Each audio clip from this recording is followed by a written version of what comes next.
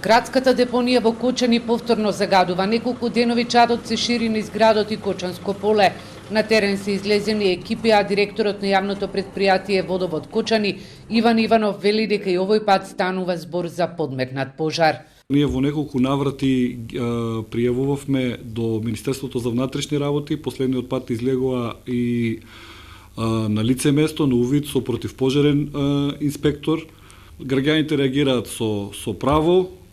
Депонијата инаку редовно е третирана, а редовно еве и сега во моментот ни тече тендерот, односно јавната набавка за третирање на депонијата.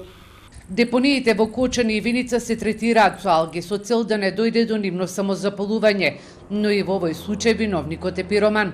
Кочанското комунално предпријатие Водовод неколку пати досега има поднесено кривични пријави против непознат сторител. За сега никој не е откриен, а граѓанските активисти деновиве постојано на социјалните мрежи споделуваат фотографии и снимки како депонијата гори, а чадот се шири низ Кочанско.